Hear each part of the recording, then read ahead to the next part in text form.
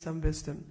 मित्रों, आज हम पेगासस से रिलेटेड जो कहानी येलो पेजेस के माध्यम से देखी जा रही है वो आप सबके सामने है। जैसे पुराने समय में येलो पेजेस होता था, डायरेक्टरी होती थी, वहां से कुछ लोगों के नाम नंबर उठाकर, जिससे उनका घर पता ये सब आपको पता लगे, उनके नाम नंबर उठाकर एक लिस्ट बनाई जाए और उस लिस्ट को सर्कुलेट करके पार्लियामेंट को डिसरप्ट किया जाए, पार्लियामेंट में हुड़दंग मचाया जाए। और आज जो टीएमसी के मेंबर्स ने पार्लियामेंट में, राज्यसभा में किया, वो बहुत ही शर्मनाक है। और ठीक उसी प्रकार जिस तरीके से कुछ मिथिकल कैरेक्टर हैं हैरी पॉटर में, वोल्डेमॉर्ट, डार्थ वेडर, उसी तरीके की हरकतें इन लोगों ने आज पार्लियामेंट के अंदर की हैं। कांग्रेस और टीएमसी लगातार इस तरीके के झूठे नैरेटिव बनाने में कामयाब हो रही है, क्योंकि कुछ येलो पेज से येलो जर्नलिज्म करने वाले लोग उनका साथ दे रहे हैं। आपको समझना होगा कि एमनेस्टी ने इस लिस्ट को इनकार किया है कि इस लिस्ट से उनका कुछ लेना देना नहीं है और ये लिस्ट कोई असली लिस्ट नहीं है, और उन्होंने बिल्कुल इससे अपना पल्ला झाड़ लिया है। बार बार शब्द इस्तेमाल अलेज्ड है, यानी ऐसा हो सकता है, ऐसा हो सकता है, अपना पीछा छुड़ाने के लिए, क्योंकि ये फोर्जरी और डेफेमेशन का केस सीधे तौर पे बनता है।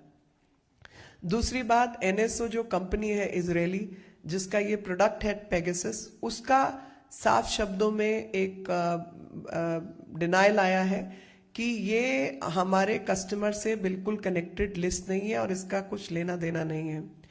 तीसरी बात है कि भारत के अंदर अगर कहीं भी टैपिंग होती है या जब निगरानी की जाती है तो वो अपराधियों के ऊपर, जैसे माओइस्ट हैं, टेररिस्ट हैं, जो कि पब्लिक सेफ्टी, पब्लिक ऑर्डर और नेशनल सिक्योरिटी की हरकतें जहां होती हैं, उसकी एक बिल्कुल ऑथोराइज प्रोटोकॉल है। उसमें बल्कि बहुत सीनियर लोगों के उसमें हस्ताक्षर होते हैं, कैबिनेट सेक्रेटरी से लेके तमाम लोग उसमें जुड़े हुए होते हैं, और उसी के आधार पर इस तरीके का काम कुछ सर्कमस्टांसेस के अंदर कुछ समय पर किया जा सकता है।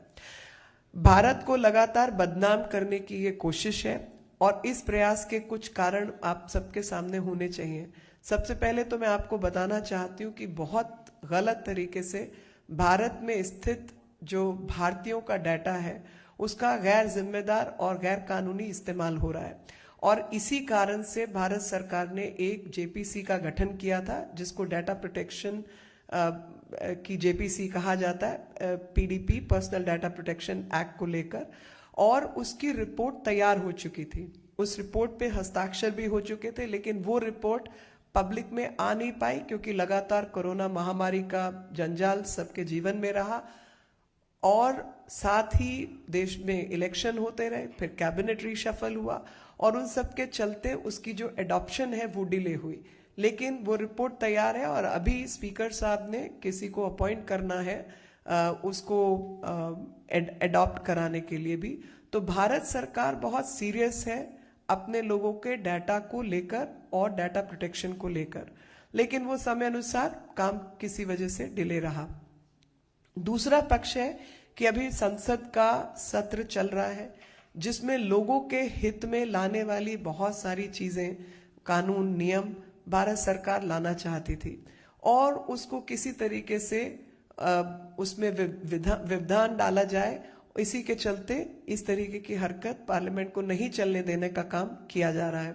तीसरी चीज है कि पार्लियामेंट के चलते, चाहे कोविड की सिचुएशन थी, चाहे अन्य विषय थे, जिसपे लगातार एक भयंकर नैरेटिव बनाने का प्रयास किया गया, जहां पर राज्य सरकारों की अपनी जिम्मेवारी और मुंह मोड़ने वाली हरकतें सब जनता के सामने ना आए और उन विषयों पे बहस ना हो पाए। इस कारण से भी एक गुमराह करने का, जनता को गुमराह करने का ये प्रयास है। लगातार भारत के लोकतंत्र के जितने इंस्टीट्यूशंस हैं उन पर अटैक किया जा रहा है, और भारत को इंस्टीट्यूशनली कमजोर करने का प्रयास है। येलो पेजेस, या जिसमें घर की लोकेशन पता चले, उस तरीके की सर्विसेज का एक डाटा लीक कर दिया जाए और उसके आधार पर पार्लियामेंट को नहीं चलने दिया जाए, कहां का न्याय है। जैसे मिथिकल कैरेक्टर है, झूठ मूठ के मन घड़ंत, उसी तरीके से वोल्डेमॉर्ट, डार्थ वेडर, ऐसे कुछ डार्क कैरेक्टर्स हैं। उसी हिसाब से लगता है कि टीएमसी और कांग्रेस के लोग काम कर रहे हैं, क्योंकि टीएमसी और कांग्रेस के लोगों ने पार्लियामेंट, जनता की आवाज देश की संसद में ना उठ पाए, जनता के मन की आवाज और जनता के फायदे की बातें ना हो पाए, इसीलिए ये लोग डिसरप्ट कर रहे हैं। आपको ये जो टाइमलाइन है इसको सही मायने में समझना होगा, क्योंकि इस टाइमलाइन को ही सामने रखते हुए इनकी स्पष्ट रूप से हरकतें सामने आएंगी। आज की जो हरकत है वो आप सबको पता होनी चाहिए कि संसद में जब मंत्री अपना बयान पढ़ रहे थे तो उस कागज को उनके हाथ से छीनकर फाड़ा गया एक टीएमसी के नेता के द्वारा। और उससे पूर्व में जब प्रधानमंत्री नए मंत्रियों का इंट्रोडक्शन संसद में देने को खड़े हुए तो शोर मचाकर उस इंट्रोडक्शन तक को नहीं दिया गया, जहां पे बहुत सारे SC ST वर्ग के लोग, OBC वर्ग के लोग, असलियत में जो दलित पीड़ित, जिनको भारत के समाज ने न्याय देने में देर की, उन लोगों को उस उच्च स्थान तक पहुंचाने का काम प्रधानमंत्री जी ने किया। भारत की संसद में सबसे अधिक महिला मंत्री बनकर आई और उनका भी इंट्रोडक्शन नहीं होने दिया। तो ये सब जो नैरेटिव है, भारत के पक्ष में नैरेटिव ना बन पाए बल्कि भारत के खिलाफ नैरेटिव खड़ा हो, इस झूठ मूठ की राजनीति को विपक्ष के लोग बढ़ावा दे रहे हैं और भारत के मान सम्मान को गिराने का काम कर रहे हैं। साथ ही भारत के अंदर जो भारत के लोगों के संबंधित डाटा है और उससे रिलेटेड कानून जो है वो ना बन पाए, क्रेडिबिलिटी सरकार की गिरे लोगों की नजर में, उसी को लेकर ये षड्यंत्र किया जा रहा है। इस षड्यंत्र से सिर्फ बचने की जरूरत नहीं है बल्कि आगाह होकर काम करने की जरूरत है। बहुत बहुत धन्यवाद। इससे जुड़े कोई प्रश्न हो तो आप साधारण मैम, एक छोटा सा क्लैरिफिकेशन है, मतलब आप लोग जो ये कह रही हैं कि ये कार्मिक लिस्ट है, ये एमनेस्टी इंटरनेशनल के अपने बयान से पीछे हटने से की वजह से, या फिर आप लोगों के पास कुछ एविडेंस बेस्ड? हमारे देखिए, एविडेंस हमारे पास कैसे होगा? आप एक लिस्ट बना के ले आइए तो एविडेंस आपने देना है, मैंने नहीं देना। ओनस उस व्यक्ति के ऊपर है जिसने ये लिस्ट बनाई। तो जो फॉरबिडन स्टोरी है, ये फॉरबिडन स्टोरी के ऊपर ओनस है कि वो लिस्ट सही है, उसको वो प्रूव करें, मेरे ऊपर नहीं है। पहली चीज कानूनी रूप से, और कानूनी रूप से एमनेस्टी के बयान से यह साबित होता है कि ये क्राफ्टेड लिस्ट है, ये झूठ मूठ की बनाई हुई लिस्ट है। तो झूठ मूठ की लिस्ट जिन लोगों ने बनाई है उसके आधार पर, जब आपका जो फाउंडेशन है, आधार है, वो एमनेस्टी का बयान है, आपका आधार फॉरबिडन स्टोरी है, वही अपनी लिस्ट प्रूव नहीं कर पा रहे, तो ये फैब्रिकेशन और ये कॉन्कॉक्शन के लिए आप जिम्मेवार है। फोर्जरी का केस तो आप पे बनता है, और पेगासस की जो बनाने वाली कंपनी है वो NSO आपके ऊपर डेफेमेशन का केस भी कर सकती है। हिमांशु रिपब्लिक। मैम, सीधा सीधी बात ये, जैसा कि आपने कहा कि ये सब कुछ फैब्रिकेटेड है और जैसा कि आपने कहा कि इन ऊपर केस भी किया जा सकता है, तो भारत सरकार, क्योंकि भारतीय जनता पार्टी की इसमें छवि धूमिल हो रही है, भारत सरकार की छवि को खराब किया जा रहा है, तो क्यों नहीं भारत सरकार की तरफ से कुछ जांच हो जाए या कोई FIR दर्ज हो, कुछ एक्शन? मुझे देखिए, इस तरीके की चीजों में एनर्जी वेस्ट, मेरे हिसाब से ये वेस्ट ऑफ एनर्जी है। भारत सरकार को भारत के लोगों के पक्ष में जो कानून लाना है और भारत के लोगों के पक्ष में जो जो काम करना है वो भारत की सरकार करेगी। एक झूठे नैरेटिव के ऊपर मैं अपनी सारी ताकत व्यस्त करूं और जो काम करने वाले हैं वो काम ना करूं, तो ये वेस्ट ऑफ रिसोर्सेज है। बाकी जैसी जरूरत होगी वो समय अनुसार वो किया जाएगा। विकास चंद्रा, एक मिनट। मेरा सवाल है कि बार बार विपक्ष की तरफ से, खास तौर पर कांग्रेस और BJP की तरफ से कहा जा रहा है कि सरकार ये क्यों नहीं बता रही कि वो सॉफ्टवेयर ली है या नहीं ली है, उसके पास है या नहीं। आप मुझे एक बात बताइए, मुझे जब टेररिस्ट और लेफ्टिस्ट से डील करना है, माओइस्ट से डील करना है, मैं कौन सी सॉफ्टवेयर पे क्या काम कर रही हूं मैं आपको बताऊंगी? मैं आतंकवादियों का साथ दूंगी? आप आतंकवादी के साथ हैं, ISI के साथ हैं, किसके साथ हैं ये पहले कांग्रेस क्लियर करे। मैंने कौन सी सॉफ्टवेयर यूज की है या मैं क्या चीजें इस्तेमाल करती हूं वो मैं पब्लिक में बताऊंगी। वो क्लासिफाइड डॉक्यूमेंट है जी। क्लासिफाइड डॉक्यूमेंट क्या पब्लिक में स्टिकर लगा के लगाया जाएगा ताकि उससे बचने का रास्ता ढूंढा जाए। आप अपना बताइए। ये लिस्ट गलत है, ये सब कुछ गलत है, ये सब झूठ है, और इस झूठ की बिना पर आप कुछ चला रहे। पहले तो आप लिस्ट प्रूव कीजिए। ये मेरा केस नहीं है, ये आपका केस है। फॉरबिडन एमनेस्टी ने कहा कि ये लिस्ट गलत है। एनएस ने बोला कि ये हमारे कस्टमर से इसका लेना देना नहीं है। तो आप मनगढ़ंत येलो पेजेस से कोई भी लिस्ट उठा के चलाएं और आप उसका ओनस मेरे पे डालें, ये कौन सा न्याय है जी? और मैं टेररिस्ट को पकड़ने के लिए क्या इस्तेमाल करती हूं मैं आपको बताने वाली हूं क्या? क्लासिफाइड डॉक्यूमेंट है। जब आप सरकार में थे आपको पता होगा आपने क्या क्या खरीदा। यतीन्द्र शर्मा मैं जी आज ये यतीन जी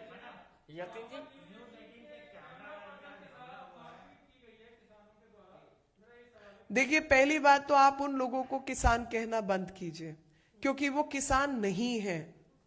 वही षड्यंत्रकारी लोगों के हथे चढ़े हुए कुछ लोग हैं जो कि लगातार किसानों के नाम पर ये हरकतें कर रहे हैं। किसान के पास समय नहीं है जंतर मंतर आके बैठने का, वो अपने खेत में काम कर रहा है। ये आड़तियों के द्वारा चढ़ाए गए लोग हैं, क्योंकि जो चाहते ही नहीं कि किसानों को सीधे तौर पर कोई किसी भी तरीके का बेनिफिट मिले, उसको फायदा मिले। और किसी भी न्यूज एजेंसी या मीडिया को रोकने का प्रयास करना तो सबसे ज्यादा लोकतंत्र के खिलाफ है। और यही लोग हैं जो लोकतंत्र की दुहाई देते हैं, चाहे वो इस तरीके के चीजें हो, इकोसिस्टम खड़े करने की, या बाकी लोगों के लाभ के लिए कोई और नए कानून लाने की बात हो।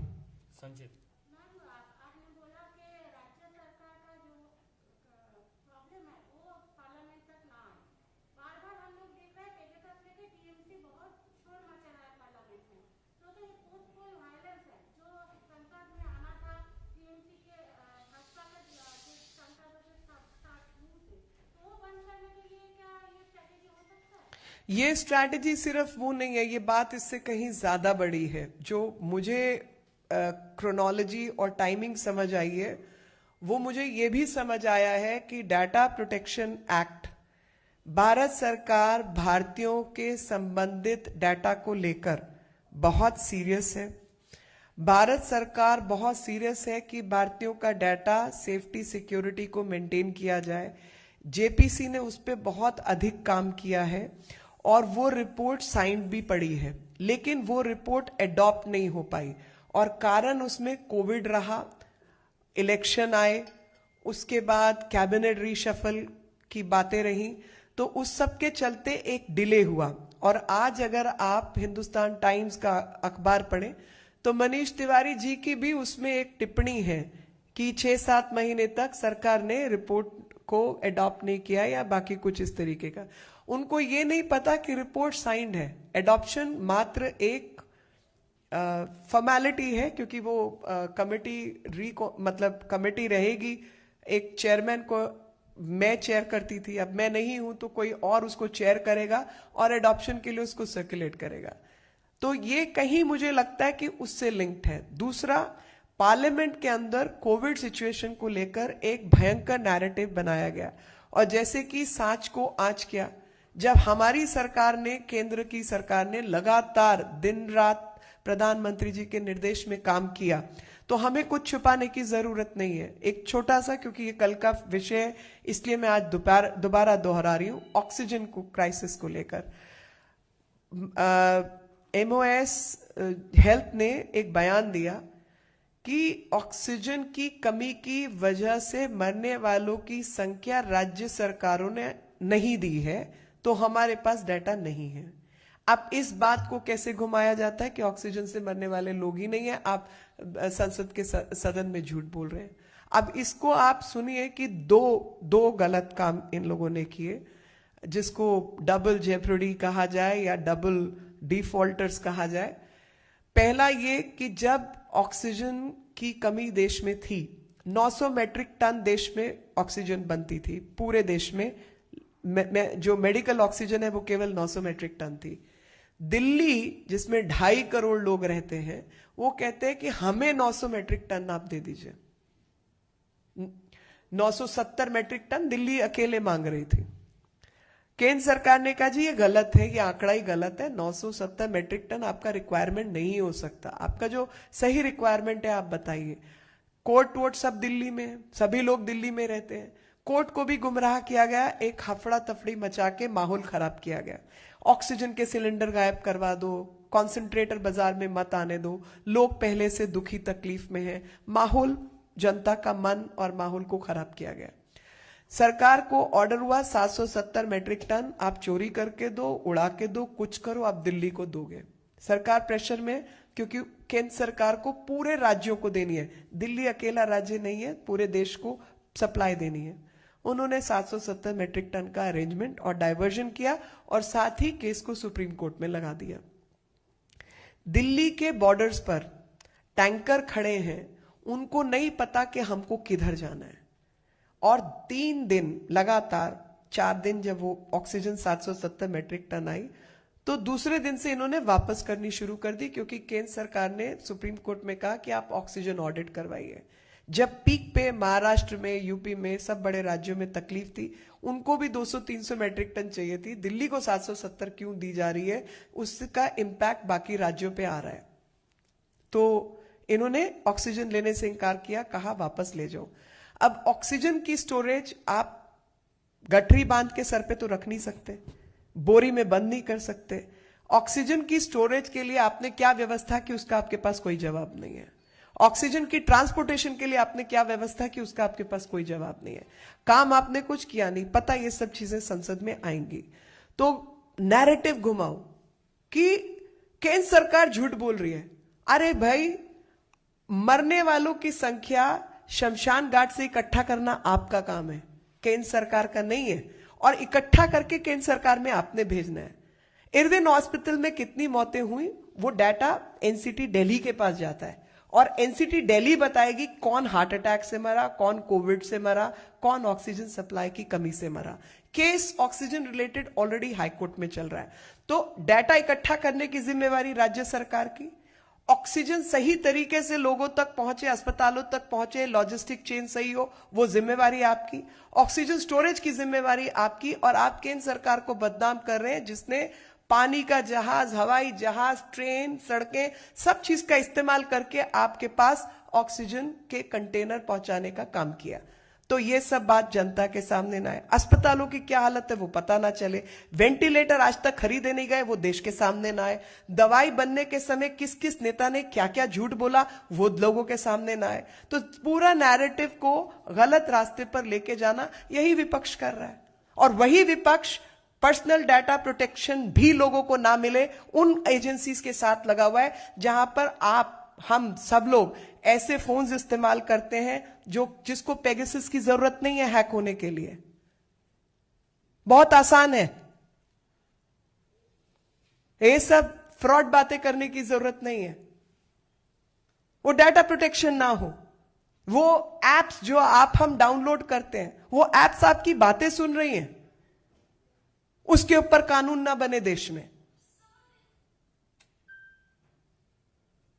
असलियत तो कुछ और है, निशाना कुछ और है, तीर कहीं और है। ये सारी कहानी वहां से, और ये वही लोग हैं जो आधा पौना डाटा प्रोटेक्शन एक्ट लेके घूम रहे थे। लेकिन आपको डाटा प्रोटेक्शन कमिटी ने कितनी सबसे अधिक मीटिंग्स की हैं इस दौरान, सबसे अधिक घंटे बैठ के उस पर काम हुआ है, और बहुत सारे विपक्ष के लोग, मैं नाम नहीं ले सकती, सबने मिलकर ट्रांसपेरेंट तरीके से, पारदर्शी तरीके से इस कमेटी के ऊपर काम किया है। और एक एक शब्द स्क्रीन पे लिखा गया और सबको कहा गया पढ़िए, क्या ये शब्द ठीक है, क्या ये एक्ट ठीक है, क्या ये लाइन ठीक है, कुछ भी बदलना है आप बदलिए और बहस कीजिए खुल के। इस तरीके से उसके ऊपर काम हुआ है। उसको ही डिरेल करने का काम है जी। अंतिम प्रश्न अनूप गुप्ता, 1 सेकंड। अनूप गुप्ता, 1 मिनट।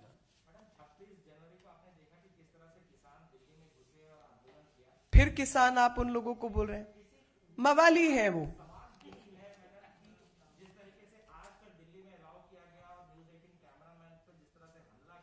आपको लगता है कि ये किसी भी तरीके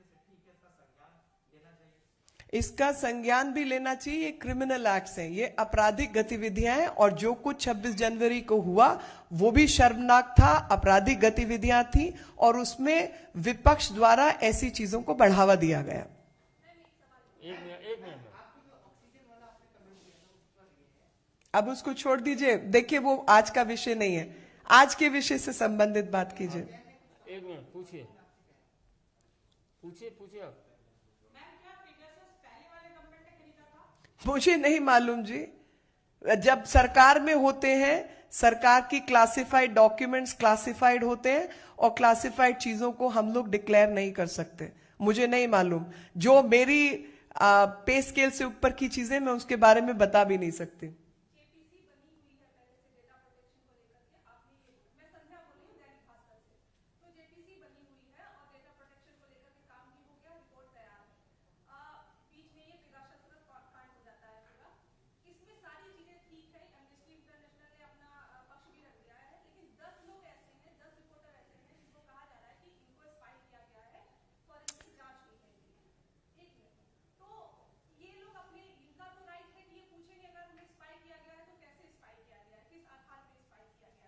किससे पूछेंगे? कैसे सरकार से पूछेंगे? कैसे पूछेंगे? अपना फोन आप कौन सी सरकारी एजेंसी को देंगे? मैम आपको पता ही नहीं है कि दुनिया में क्या चल रहा है, और दुनिया में आपके डाटा के साथ क्या कुछ खेल कौन कौन लोग कर रहे हैं। ये पेगासस वगैरह, ये सब मैं कहूंगी बचकानी हरकतें हैं। आप जो फोन खरीदते हैं, आप जो उसके अंदर माइक्रोचिप डला होता है, वही सब चीजों से भी स्पाइंग होती है, और कौन लोग कर रहे हैं उसके बारे में आप बात ही नहीं कर रहे, और वही ना बात हो इसके लिए ये सब कांड हो रहा है।